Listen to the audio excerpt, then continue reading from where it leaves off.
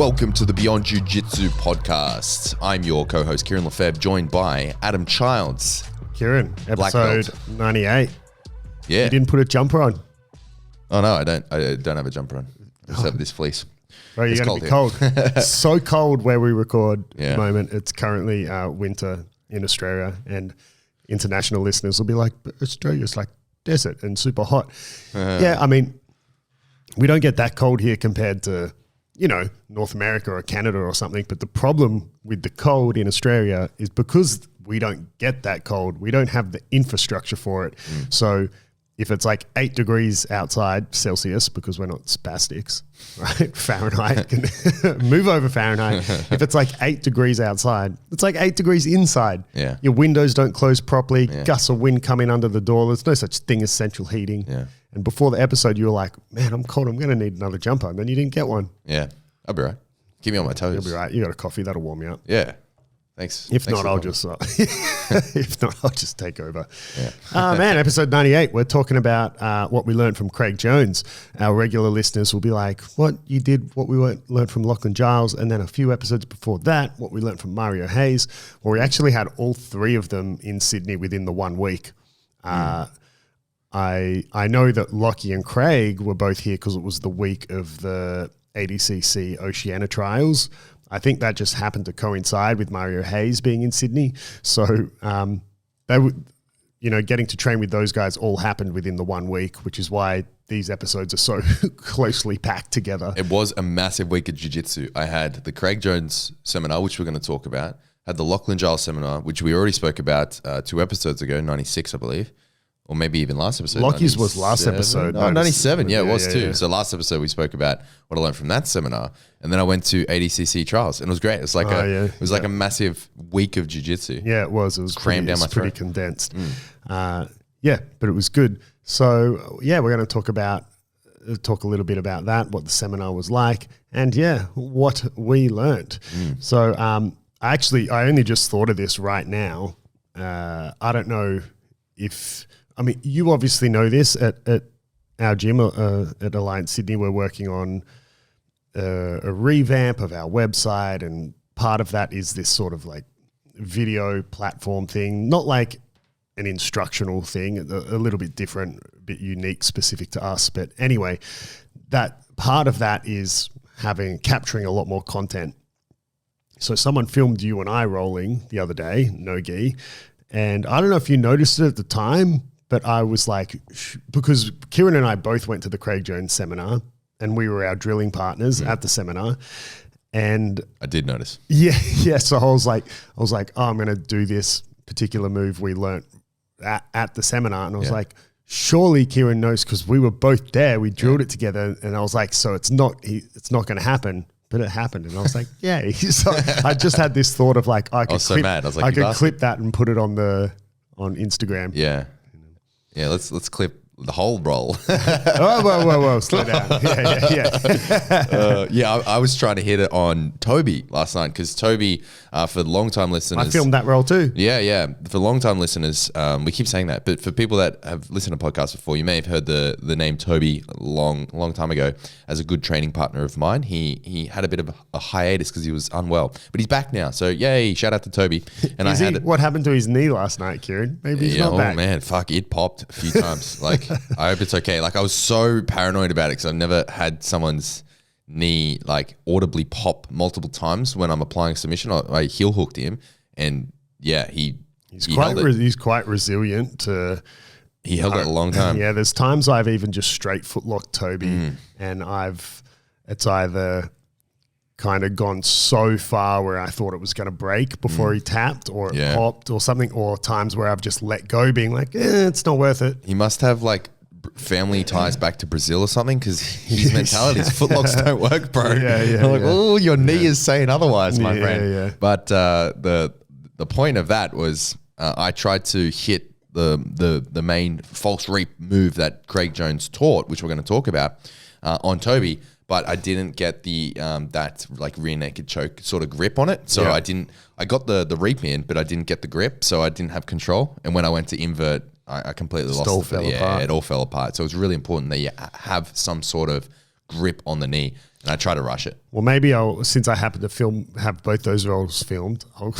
You are like, this is what it should look like.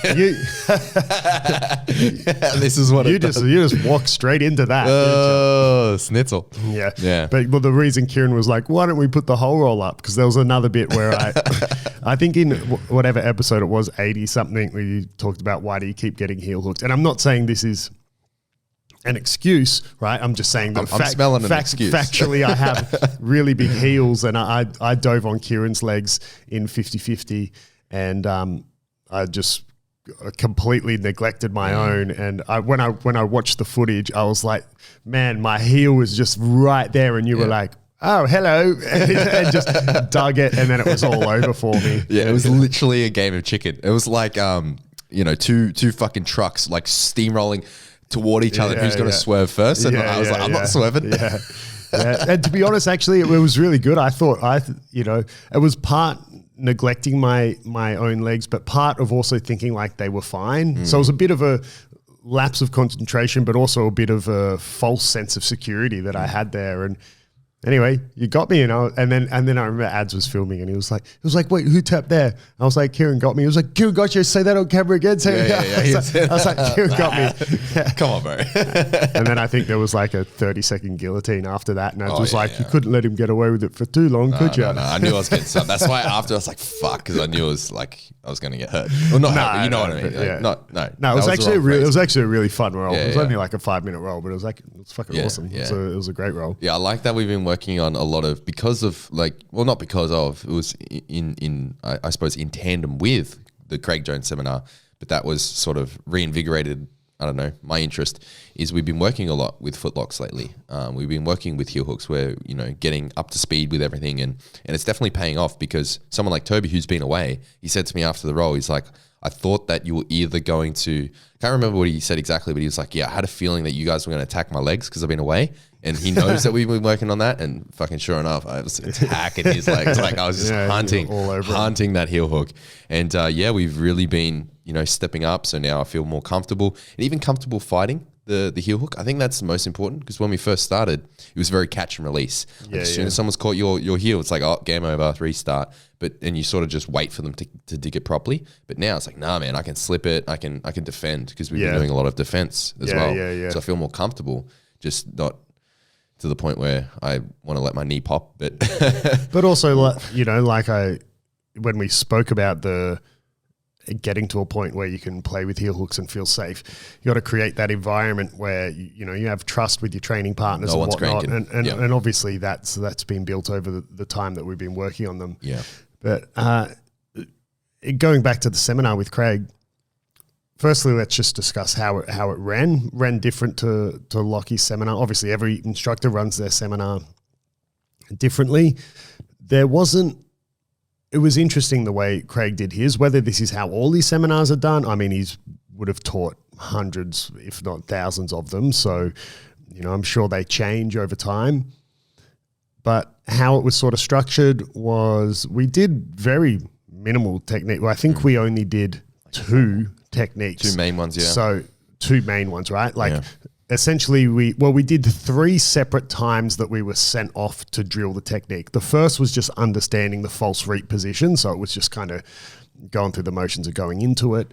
And a seminar like this, actually, let me wind it back a little bit. I remember before I had ever taught a seminar, I asked my coach, Fabio, I was like, how do you go about teaching a seminar? Like how do you plan it out? And the advice that was given to me is that you're obviously going to have a theme, so to speak. So for example, Lockie's seminar was no-gi arm bars, right? Craig's one was false reap sort of stuff. So you're going to have a theme of what you're teaching, but then you can't just walk in and teach super advanced, complicated, difficult techniques, because what if the seminar's full of white and blue belts who can't even invert yet, or whatever it is. So the advice that was given to me was you start super simple and then kind of feel the room out and progress from there. So we started with just very basic, this is what false reap is, right? And then we really only did 2 techniques from the false reap. One was, I personally found incredibly difficult. Same. Right? I think most people did. And looking around the room on the day, most people did. So one was false reap, and then you essentially invert over your forehead, but it's not like, it was way harder than that sounds. So if people are familiar with like a face bolo, is like a bolo where you don't invert over the back of your head and your neck and shoulders, you kind of roll over your face. It's relatively straightforward and easy to do. However, this invert was very different because you kind of had to, you would be on your face looking to the right, but then you had to roll over it to the left. So it wasn't just a matter of like putting your forehead on the ground and rolling over it. You kind of had to have the ability to, go from having your left temple on the mat to your forehead to your right temple. And it was quite difficult. Not many people were able to do it. But anyway, that was the more difficult move. And then we had inverting the other way over the back of your neck and shoulders, which was far easier. That's my preferred. Yeah. So you could ask, well, then why would you do it the harder way? The harder way gives you a little bit better heel exposure. Yeah. So that's the preferred way if it's available. Otherwise, you go the other way. So that was, the seminar was just those 3 things, right? Entering the false reap, and then those 2 variations. However, then there was a massive Q&A at the end. So, if you included the Q&A, Craig probably taught like 20 techniques, but the Q&A, you didn't then go off and drill them. Like someone would ask a question, he would quickly show the answer, and then it would be a next question. So, and obviously with the nature of Q&As, the questions were varied in their, I want to be polite, but some questions were just stupid. Like some questions were throwaway like questions. Were there? What were some of the? Oh, some questions were not stupid, but like specifically, I can't remember. Oh, I think there was like references to like who's next and stuff like that. Like questions that don't. Yeah. But, and that's interesting and fun because like how often do you get Craig Jones in the same room as you? And if you follow him on a show like that, it's like having a celebrity in the room, so you're gonna have fun with it. But because of the nature of the way it was run, I think that there was a lot of weight put on the Q&A. So I would have preferred more time spent on actual techniques, which was great when he did show them. But even the techniques that he showed in the Q&A, because it was a Q&A format, he spent, a couple minutes. I think the longest he spent answering one with demonstration would have been like 3 minutes, which is, obvious because it's Q&A. Whereas I would have liked to have gone away and drilled that, or like, I don't know. Yeah. And look, there were quite a lot of like groupies / fanboys and girls at the seminar. Yeah. Like there were a lot of people when we were doing the technique, not even doing it. There were a lot of people just sitting around chatting. Firstly, the seminar was packed. So how many people do you think were there just to paint the picture? I don't know, like over 100. Yeah. There was a lot of people. It's probably like 150 or so. Something like that. So some of the more space requiring movements, like the inverts that we were doing, you kind of did have to wait your turn. But even taking that into consideration, there were plenty of people just sitting around, not drilling the technique at all. Sitting in groups of 3 or 4 and just chatting. Just chatting. They were just like pretty much like, we're in the same room as Craig. Yeah. Craig. Yeah, there were lots of there were plenty of groupies. So I guess with that, Q&A, a lot of stupid questions came up. Yeah. The first thing he said was, all right, we're going to do the Q&A. You can ask whatever you want except why the DDS split up. And the first question. And then someone was like, why'd the DDS split up? Oh, man. You want to know why? Check out my YouTube. I'm totally kidding. But yeah, so, but I want to talk about why he showed what he showed. So sorry to interrupt. I think maybe for those that don't know what a false reap is, should we give like a very quick explanation just so people can sort of visualize what we're talking about here? Yeah. So if you're sitting here not knowing what a false reap is, and let me clarify, it is a reap, right? Actually, I'm going to wind that back as well because the IBJJF rules can be quite ambiguous actually. So I've had credible sources tell me it is a reap, as in will get you DQ'd, and other credible sources tell me it won't. So is that because it's like I don't know, below bro. the hip or something? Well, it's not below the hip. Oh, it is. Sorry, it's below the hip, but it's above the knee. Yeah. I don't know. Anyway, whether it gets you DQ'd or not, I'm not sure. There's probably some refs who will, some won't. So just quickly, sorry. For people that don't know what a reap is. Like, wait. So for people who aren't aware what jiu-jitsu is. Yeah. Right? Oh, come on. There's going to be people listening to this like, thank you. And then people are like, come on, just shut up. Let him finish. Yeah, people are like, I'm up to episode 98. I'm finally going to learn what jiu-jitsu is. So a reap is effectively where your outside foot crosses the midline of your opponent. In between their knee and hip. Yeah. So imagine if you're in a position like Ashigarami or single leg X and your foot that is generally on top of their hip, if it crosses their belly button, that's a reap. That's a reap. Or like the saddle is a reaping position. Yeah. So always remember, kids, inside out, not outside in. Thanks, Kieren. So a false reap is typically set up from reverse De La Riva. Man, guys, if you don't know what that is, I mean, I can't. Adam, just for those that don't know, describe De La Riva. And who is De La Riva? And why is it being reversed? So it's like reverse De La Riva, right? You've got your reverse De La Riva hook, and then your other foot that could be on the mat, could be putting a lasso, could be, right? That leg then reaps over the top, right, into essentially a saddle position. That's essentially a false reap, okay? Probably the most well-known,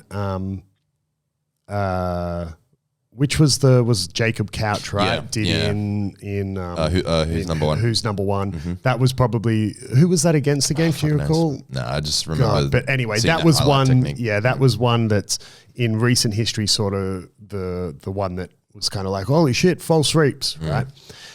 Anyway, why did Craig teach it? And that was kind of the more interesting thing, his approach. And it was actually really cool doing the Craig and Lockie seminar in the 1 week, because like we mentioned in the last episode, for those who don't know, Lockie gave Craig his black belt. So they've trained together for many, many years. And it's funny, like, because I spent more time with Lockie than Craig. I know Lockie far better than I know Craig. So like Lockie and I were hanging out and whatever. And he was just talking about how the different directions their jiu-jitsu has gone since sort of Craig moved to the US and everything. Craig's gone a much more like kind of not wrestling focused, but now he's in the US. Craig himself said that when you're in the US, and you've got these white belts, blue belts, purple belts, whatever, like so many of them have wrestled in high school or college, and that, they're not all going to be Division I wrestlers, but you're just constantly rolling with people who are whatever the equivalent of a 4-stripe white belt in wrestling or a purple belt in wrestling or whatever. So, you're just constantly interacting with people who have wrestling foundations. We don't have that in Australia. So that was something that Craig pointed out. But Lockie essentially described it as that he thinks his jiu-jitsu is kind of more like in line with IBJJF. I don't think he meant that as in he's intentionally done that. It's just the way it's developed. Anyway, back to the false reap. The most people probably know that the last ADCC was really when K-Guard exploded onto the scene due to Lachlan Giles.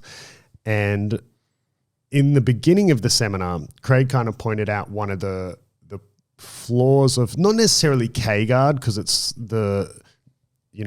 his argument was that from those inverting positions, you can take the back. And from K-Guard, it's a little harder, but like from an Imanari roll or something, it's a bit easier. And he was sort of saying, well, when you invert, when you do something like K-Guard or an Imanari roll to get to a leg entanglement, you're lifting your hips, meaning you're exposing your hips and back for counters like a back take, right, to then get to the legs. Whereas with a false reap, right, you're doing it the other way around. You're going to the reaping position first, and then you're elevating your hips and inverting to get to expose the heel or whatever. So the fact you put the reap in first is essentially eliminating those back take counters. So that's essentially in a nutshell why he was showing false reaps and why him and, the B team have been working on it and feel that it's a better way and kind of to some degree an unstoppable way to get into the legs. I don't know, it's hard for me. I don't know if I really took from him that he was straight up just riding off K-guard and inverting and things like that. I don't know if you got that vibe. He was writing off some things. I think that he had a quote where he said effectively, I think this was during the Q&A, and it was about bolos, and he said the bolo was dead. Like the bolo. Did he say that? Yeah, he said the bolo no longer exists. I think someone did ask him because there was a briefish moment, and maybe it's still going on, but there was a brief moment at least that it was in the mainstream or the media or whatever, that no-gi bolos were kind of, for a moment, seen as what was going to be the next progression in no-gi jiu-jitsu, because guys such as Levi were transitioning to no-gi and working no-gi bolos, and Mikey Musameshi transitioning to no-gi, and these are two of the best bolo guys in the world. And I believe, I could be wrong, but I believe even Lockie was, because during this time Levi was down in Melbourne training with Lockie at Absolute MMA, so I believe Lockie was even to some degree backing the no-gi bolos. I'm not 100% sure about that. However, it hasn't taken off, right? I don't recall Craig saying that exactly, but I just remember it because Anthony and I had a chuckle because Anthony really liked it. But yeah, I believe in the Q&A someone did ask him, which I don't think was a stupid question. It was a valid question. It was like, what do you think about the, no-gi bolos and stuff like that? But yeah, yet to really see them happen successfully. I'm not an expert at bolos. Of course, I can do them, but it's not my competition game, if you will. And they're very difficult without a drawstring. Without a drawstring or a belt to hold on to, they're very difficult. Did Craig say something else about bolos, or he just said they're I think that he expanded on that. I mean, it was a little while ago now, this seminar. Just for context, it was like 3 weeks ago, 4 weeks ago? Something like that. 4 weeks ago even. So it was nearly a month ago, I think, or about a month ago. So, my memory is hazy on exactly what he said, but I do remember distinctly he said something along the lines of bolos are like, they're not relevant right now in no-gi. Because they can be countered very easily. And then he showed some counters or something along those lines. Did he? Yeah, I believe. I can't quite remember that. But yeah, that I guess that's also one of the kind of similar to the whole false reap thing, the fact that you got to lift your hips first to invert, which exposes your back. I guess bolos do that to some degree as well. Yeah, I don't remember him addressing that specifically. Yeah. I could be gaslighting you. I don't know. You could be. But probably yeah, I obviously don't compete at the level that Craig does. I no longer, even when I did compete and train at that level and trained with all those guys like Bernardo and whatever, and that was my daily life was in a gym that is similar to the current B team, the gym full of all the best competitors in the world.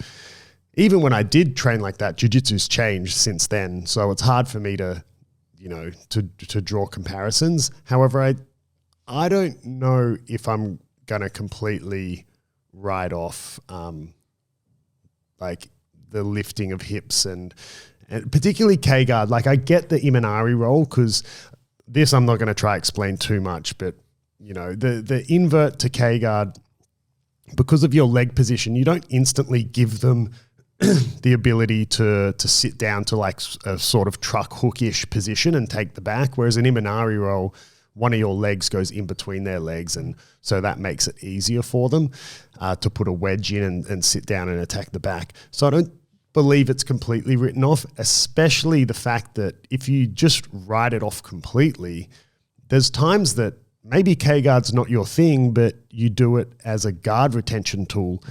Someone's trying to pass and they're trying to pass around to north-south and you can reach their legs and, you invert as a means to retain guard or enter your leg entanglement from there. So I love K-guard for that. Not even just the guard retention, but throwing the reap over the back when people turn away. It's awesome. Yeah. And then you get such a good heel hook position. Yeah. So I'm not going to 100% write it off, and even then I guarantee you, if someone was passing Craig, he would lift his hips to invert to regain guard or whatever. But there's no arguing though. If you can get a false reap in, as the video I'll put on Instagram will show, right? Actually, I don't know if it will be because I filmed it in a different format. Fuck, I'll figure it out. It'll be a shitty video uploaded to Instagram. Once the false reap's gone in, it can be difficult to stop, and Craig kind of alluded to that. While we're on the topic of things that he wrote off, I do want to address another one that I strongly disagree with, and this is not to take a dig at Craig at all. It's just my opinion. But one of the things that he mentioned was attacking turtle. I actually got the most out of the seminar from the Q&A, right? Because for me, there were lots of questions I could just kind of ignore or whatever, but there were some good questions, and it was good to just hear his opinion or his point of view. And I've said so many times, one of the things I love the most about jiu-jitsu is how Craig's answer could be different from Gordon Ryan's, could be different from Marcelo Garcia's, different from Bushesh's, and all of them are valid, right? I think in the Lockie seminar episode, the last episode, I probably mentioned, he said something along the lines of, you've got 100 techniques, 10 of them are good, the other 90 are shit. As long as you choose between the 10, you're fine, right? Have a couple, yeah. But it's funny, this attacking turtle position, and I've been having this conversation with one of my students, Anthony. Because Anthony also did some training with Isaac Mitchell. That same sort of week, Isaac Mitchell was doing seminars. I didn't go to that. However, Anthony did. And for those who don't know, Isaac being now under Craig at the B team. And this sort of theme of attacking turtle, both of them were like kind of saying, don't put a seatbelt, right? Because you'll slip off the back. And so you're better off doing these sort of like half Nelson positions and whatever. And whether you flatten them out or get them onto their side, whatever it is you're going to do, saying the chair sit position's not great. Yeah. Which, because Craig mentioned, if I can flatten them out belly down, which we call... In Portuguese, it's called like espalhafrango, which is like butterflying a chicken. Yeah. I think it's a chicken fillet. It's the perfect way to describe the position. Don't get me wrong, I'll take that over a chair sit any day, but it's not always that easy to do.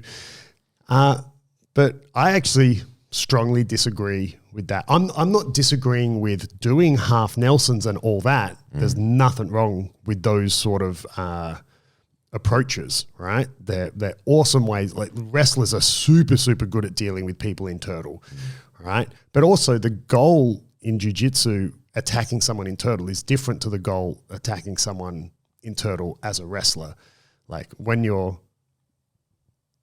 if you're fighting jiu-jitsu, attacking someone in turtle, the objective is to have their back exposed and take their back so you can choke them. Whereas in wrestling, you want their back on the mat, right? Because you want to pin them for the points.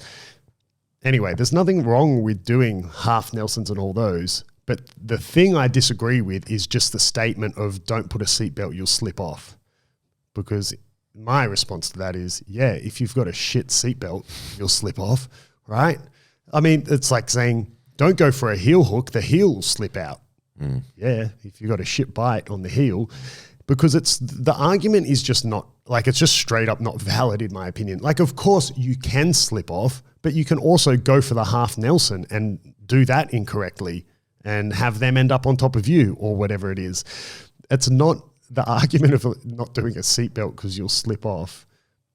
It's not relevant because there's not been a progression in jiu-jitsu where from a technical point of view, something has changed and you say, don't do that anymore. It's not like saying, okay, let's say with all heel hooks being a thing now and whatever, you used to be able to say, just to avoid getting foot locked or toe hold, like put the boot on, they say, like as in like dorsiflex your foot, right? Whereas now there's been a technical change in jiu-jitsu where you probably wouldn't give that advice because your heel is then just massively exposed. Or like defending a straight foot lock, don't jump over the foot or the leg. Right, because people turn to a belly down straight foot lock. There's been a technical progression that now makes one piece of advice no longer current. But slipping off the seat, it's not like the athletes of 2022 are slipperier than they were 5 years ago. So seatbelts are no longer relevant. I mean, when I was talking to Anthony about it, I essentially just said to him, I was like, oh yeah, for sure. Seatbelts don't work. You slip off the back. That's why Marcelo Garcia didn't win shit. You know, like dude's arguably the best in the world. I mean, he's retired now, but he's still a GOAT, right? One of the greatest of all time, and known for taking the back. And man, like if your seatbelt's good, can you slip off the top? Of course, anything can happen. You can also, you know, slip off an armbar. Like, yeah, it's a combat sport, but yeah, when that was said, and then having the conversations with Anthony, I just keep saying, yeah, if you've got a shit seatbelt, you'll slip off the top. Anthony's going to listen to this, and he was loving when Craig Jones said seatbelts shit, don't do it. He like the smile on his face. He's like, yeah. Like I said, because he knew your reaction. That's why he's laughing so much. We both did. We knew you would hate it. Yeah, I'm not disagreeing with taking the wrestling approach, but you know, just writing one off.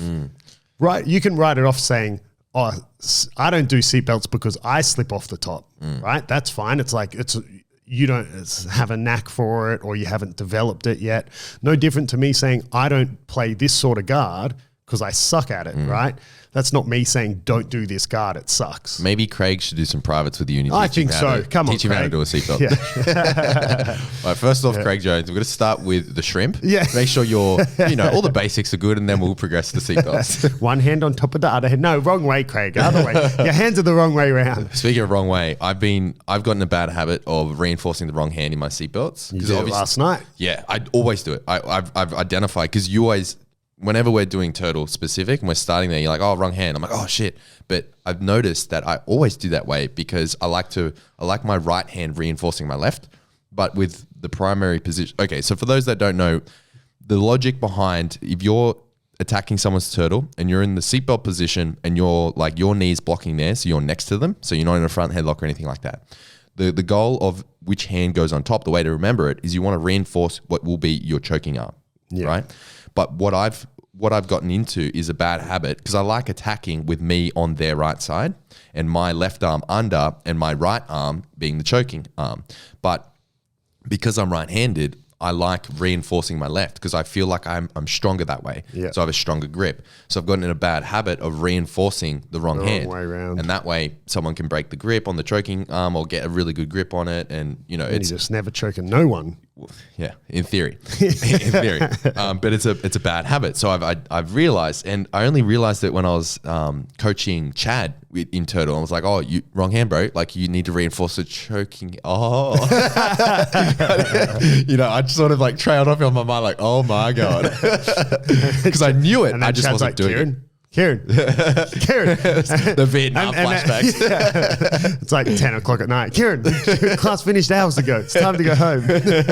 Seatbelts. Yeah. I don't. Yeah. So I've gotten into that bad habit, but I'm going to fix that because it's something that you don't want to. Yeah. I mean, I remember, I think when I was like a early blue belt, it still wasn't automatic. Now it's just, I don't know, it just instantly happens. I don't have to think about it. But it's good. Like, I mean, I train so much and we roll so often that I'm able to identify bad habits. Because like, if you roll consistently with people your level, or maybe just a little bit above, a little bit below, it's rare that they're going to point out your bad habits, particularly when you can sort of make them work, if that makes sense. Yeah. Like the turtle. I mean, a lot of the time every time I'm reinforcing the wrong hand, but no one's punishing me. Yeah, you get away with it. It's a bad habit. And I have countless of those. And I mean, half the time when you teach a technique, I bring up, oh, but can you do this? Like the other night when you were like, oh, I asked, it was again with the turtle position. It's like, oh, can you, basically the technique was a recovering guard from turtle. I was like, oh, can you hook their leg? And you're like, no, that doesn't really work. Doesn't really do anything for you. And you're probably not going to get it. I've been trying to do that consistently because in my mind, it was like, oh, this is what I need to do. Hook the leg.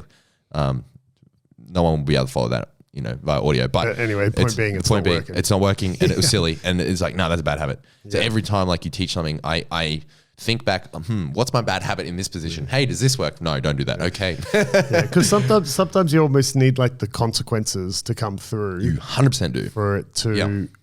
For it to cut deep enough that you then have a traumatic experience crossing to your fix the feet, mistake. crossing your feet when you're on someone's back. That's right. Yeah, if people don't punish you for that, you'll keep doing it. Yeah, but you need to get punished. But once you've tapped once, typically is a lower belt, right? I mean, I remember. Yeah, I've definitely, when I was white, blue belt, I can't remember. I've definitely tapped to having my feet crossed when I was on someone's back. 100%. And it's like when you tap to it, that's when you're oh man, I'm never doing that again. I'm doing this one thing now is whenever particularly white belts are on my back, I cross their feet manually. I force their feet to cross it and then grab it. Oh God, they should rip it across your face. That's what they should be doing. I did it to Eva, and she thought in her mind that she crossed the feet, but I crossed them for her. I haven't told her that yet. Gaslighting people. Yeah, I was like, oh, you crossed your feet. It's like, oh damn. Yeah, that's so good. Yeah, I'll tell you a story when. So my dad's a retired police officer, and I don't really know anything about guns, but my dad was a police officer when they transitioned from the gun they previously had, which was a 6-shot revolver. So a Glock or something? To a Glock, right? Yeah. And so a revolver just would have I think it's called the hammer, right? Mm-hmm. And then a Glock has whatever it's called, the bit that slides, each shot has the top of the barrel bit that slides back, whatever that's called. And so when my dad was a police officer and, they only had a revolver, you were taught to hold it a certain way, right? And then when they upgraded to Glocks, you had to hold the gun a different way, because if you held the Glock the way that you were taught to hold a revolver, I think it's called the slide, right? The slide would kick back in your hand? Would kick back and hit into the part of your hand in between your webbing. The webbing between your thumb and index finger. And so anyway, my dad's doing the training course to when they're upgrading to the Glocks, and they're told to hold it the correct way, but obviously throughout the day, just years of habit, and he holds it like he would hold a revolver, and the slide hits back into his hand. He's like, screams out in pain, and the instructor's like, you'll only do that once. Anyway, my dad said he did it 2 or 3 times before he was really like, I'm never holding the gun like that again. Yeah. You kind of need some consequences to come through. That's also why competing's so valuable. When you lose a certain way in a competition, it cuts so much deeper that then you really work to fix that mistake. Opposed, if you get triangled in a comp, you then really, it hurts, and you really work hard to never get triangled ever. Yeah, to never get triangled or fix your triangle escape. But if you get triangled in the gym, in training, you're just kind of like, fuck. Triangle, yeah. Dude, that's a perfect example. As soon as you said that, I had flashbacks to probably 3 different occasions where I've been submitted in such a humiliating way. Not humiliating, it's like, oh, look at that guy, but internally. But oh, he got why is there such a big crowd? Yeah. Everyone's laughing at that guy. Well, that white belt just got triangled. yeah, that's never going to happen. But internally humiliating, I was either in a good position and got submitted, or got submitted where I shouldn't have because it doesn't work, the technique. And as soon as you said that, I had those flashbacks, and I'm like, yeah, you're fucking right, because I have been triangled for a minute. And ever since that one time, the infamous triangle that's on my YouTube channel, I literally have made it my goal to never be triangled. So if you can tap me in a triangle, your triangle is pretty good. Yeah. I'm not fucking world champion, but you know what I mean? Yeah. It's I don't tap to it because it's like a thing. And the same with that fucking cross collar choke in guard. I'm never again. Yeah. You know what I mean? And I've been trying to cross collar choke people when I'm in their guard. Yeah. I tried it on Dan, and he did the same as I did. He was like, but mine wasn't deep enough. For those that don't know, I got fucking submitted in a comp. Someone was in my closed guard, and they cross collar choked me, and I got subbed. It just came on quick, and I'm an idiot. But the reason it doesn't work is because you can armbar them very easily. Yeah, or put a hook in and so many sweep options. them. So many options. Yeah, you can sweep them. You can create space. There's so many options. So I was rolling with Dan the other night, and I didn't have it quite deep enough, but I was trying to sub him, and he had the same look in his face that I sort of had, oh fuck, what do I do again? Because no one does it. No one at our gym tries to submit that way. Only if you're a white belt and you just sort of laugh at them. It's silly. But if you don't know what to do, and if no one ever tries it on you, if it happens in a comp and someone just so happened to have a really fucking deep grip, and you're like, holy shit, and you panic, you're gonna get subbed like I did. Can happen. So it's my service for the day. My good deed for the day was to try to sub him. Your PSA for the day. Yeah, my father's service announcement is fucking throw up the armbar, guys. Come on. Shit, don't get subbed. Yeah. But anyway, going back, I rate seatbelts from Turtle. I I rarely slip off the top, I'm not, and I don't have that good of a seatbelt, but man, I rarely slip off the top. I think the last time I slipped off the top was when I jumped on it, but the person saw me coming and like went, whoop, ducked their head out of the way. I was like, ah. But anyway, it's, I mean, don't write it off. Just choose which. Add it as a tool, like what Craig was saying to do instead. Maybe just use that, like borrowing what Lockie said. There's 100 techniques, 10 of them are good. Pick out of the 3. That's right. Pick 3 that you like. Yeah. And maybe you don't have to be proficient at all 10. Yeah, and I wouldn't exclude seatbelt from the 10 that are good. Yeah. I'd say it's good. It's proven. It's still used at the top levels. Yeah. But maybe add some of these other tools that Craig likes instead, and so you have multiple different options. Yeah. The other thing that was more specific to me, and this was cool. I asked both Craig and Lockie this question, which is a bit more specific to me. Yeah. Which was, so how do you go about, I guess it's a bit more specific to 50-50 than the saddle. So when why am I always getting heel hooked episode, we briefly mentioned that, I'm quite tall. I'm 6'4".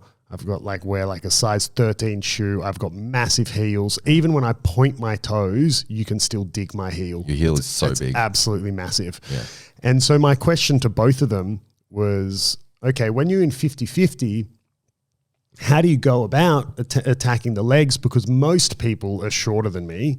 It's not often I have a partner who, even if they're my weight, they're usually shorter and stockier, because I'm quite tall and lanky. So I don't often have someone with the same size as me. So when I'm in 50-50, if I try to go to 80-20, right, my heel's still exposed. It's not on the belly. And if I put my heel on the belly so it's not exposed, I then lose their knee line because my thigh and my shin are too long. Create too much space. And so I said, how do you, what's your advice? Craig isn't as tall as me, but he's definitely not as tall as me, but he's taller than Lockie. And anyway, they both kind of had the same answer, which was essentially, it's just not a great position for you if you're a bigger dude. If you're a bigger guy, as in a longer guy, I should say, you probably don't want to be in 50-50 against another proficient leg lock attacker. And both of them actually had the same advice, which was to stand up and do one of the various ways to escape 50-50 or pass 50-50. So that was reassuring in the sense that, because I was becoming a bit frustrated that I hadn't been able to find a solution. Yeah, you were thinking, what am I doing wrong? Yeah, I was like, why can't I make? Because I can get to 50-50 quite well. And I don't mind the position, especially in the gi when you're not allowed to heel hook. I quite like Aoki locks and things like that. So I quite like the position, but I was getting quite frustrated with my own training because I thought, why can't I make this work? I'm getting heel hooked in 50-50 against people far smaller, weaker, lower belts than me. What's going on when I'm trying to solve this puzzle and I can't find a way to attack their heel and not have mine exposed? And so it was reassuring, but also frustrating I would have liked an answer. I kind of almost wish I was doing something wrong, because then I could have been like, oh, sweet, I'll fix that and I can continue to go to 50-50 because I don't mind the position and I can get there quite well. So I was a bit upset that wasn't the case, but also reassured that I wasn't going crazy and that I've got two of the best leg lockers in the world. And Lockie being actually more known for 50-50 opposed to the saddle and that, he prefers 50-50 over the saddle. It was also reassuring to know that I wasn't losing my mind to have two top leg lockers say, it's not a great position for you if you're a long-legged guy against someone else who's attacking leg locks. If they don't know anything about leg locks, of course you're going to be sweet. It's great. Yeah. So how'd you go with that position? I know you were exploring, and I'm thinking you had some time with Lockie on this. I could be the one where you turn on top. Yeah. Yeah. So how do you go with that? No, that I really like. That I had already discovered as well. Because I've been doing that as well on my own. So there is one other option, which is that you can turn on top. So what you're kind of doing is putting yourself into backside 50-50 almost. So you're turning towards them and turning on top. However, you need to do one of two things. As you turn on top into backside 50-50, you either have to clear your knee line or you have to get your foot from one side of their torso to the other. Otherwise, you're literally just putting yourself into backside 50-50. They have your knee line and you're just going to get Which foot are you talking about? My leg that's the outside? in 50-50. Oh, right. So clear it from, like, say, for example, so your if our right legs are connected, I'm going to turn to my right to come on top. So I'm going to turn towards your legs and sit my hip up on top of yours. If I don't do anything with my legs and keep them where they are, and I do that to attack your legs, I've just put myself into backside 50-50. Essentially, I've put myself into the position that Lockie submitted all his guys at ADCC. Yeah. Backside 50-50 being that K-guard entry, right? So if I spin on top like that. And you keep your legs on the outside. And I keep my heel on the outside and my knee, and you having my knee line, you're just going to heel hook me from your atrocious position. Your heel will be like right there for me, like a silver platter. Yeah. So as you do it, you either have to clear your knee line. To the other hip? To their left hip? Like just to the outside of their thighs. Or my right leg, needs to go from being on the outside of your torso to the inside of your torso. So that it's on the wrong side for you to heel hook me. That's okay. That's what I need. And then I can attack your heel and then sit back the way I came. Because I've been fucking around with that as well. It's pretty fun. So it was reassuring that the two conclusions I had come to, which were I've got this one option that's working well for me and nothing else is, what am I missing? Like, it was reassuring for both of them to be like, you've kind of only got this one option, otherwise get out of Dodge. So that was a nice takeaway as well to, and then Craig showed with the Q&A some of the ways that he likes to get out of 50-50, which was essentially standing up, stacking the person and then doing like a ballerina toe to like lift your legs straight out and up out of 50-50. They were, for me, probably the main takeaways. There were other Q&As, like you went over some high-risk guillotines and, what was some of the other stuff he did in the Q&A? Oh, man, he did so many. He did quite a lot. I'm having a hard time remembering it all. Yeah, there were some questions. I remember I didn't necessarily think they were dumb, but they were definitely like, there were some white belt questions, which is fine. Not super relevant to me and whatever. And no, one other thing I took away, which I kind of, again, had already come to the conclusion on my own, but it is really cool when you have that, it's nice to have it come from someone else of that caliber, which was someone asked a question along the lines of continuing, like, how do you keep attacking the legs or heel hooks when the fight progresses and people get increasingly sweaty? Yeah. And I remember this. And he just kind of said that you end up getting to a point where he didn't say, I mean, I think someone asked, they kind of wanted like a minute mark, almost like, what minute do you decide that it's too hard to catch the heel anymore? I remember who asked that as well.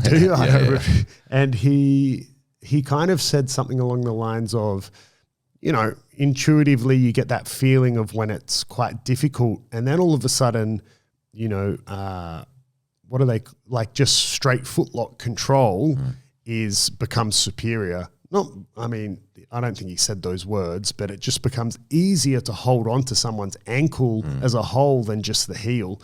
And that's why you kind of can see these Aoki locks and straight footlocks happening as a fight progresses. I really rate straight footlocks. Some people don't, but man, guys like Kayotera, Mikey Musameshi, even Jeremy Skinner, he a lot of his game like uses straight footlocks to open up other positions like heel hooks. Yeah, I really like straight footlocks because you can really clamp down and it's easier to just be like clamp down on an ankle than dig a heel and break it. Yeah, I really like them. So that they were sort of everything, the chunks of information I took away. Like there were the nice false reap, the technique itself and the inverts. One of them I found too difficult for me personally, but probably because my nose is so big, rolling over my forehead just ain't happening, bro. It just hurts my face. Yeah, I kept going the wrong way and like tweaking my neck and shit. But the other one was fine. So the false reap stuff was cool, and the just having that feedback of being in 50-50 as a taller person and, and straight footlocks and stuff. they were my main takeaways from the seminar. And, you know, I quite enjoyed it. It was great. Went for 2 hours or something. And I would, if you get the chance to go to one, I would recommend it. Definitely.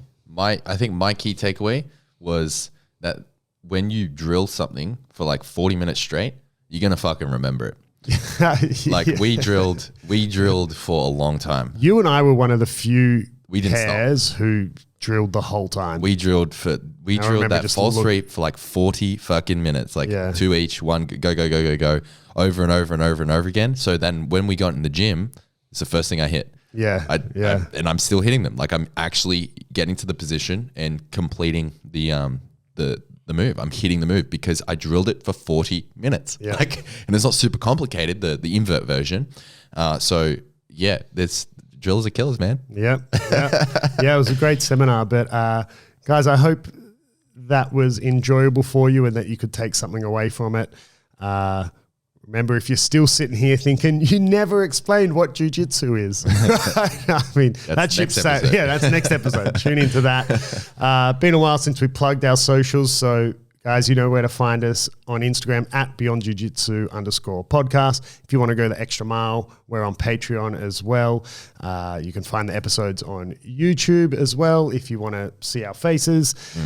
Otherwise, we will catch you on the flip side.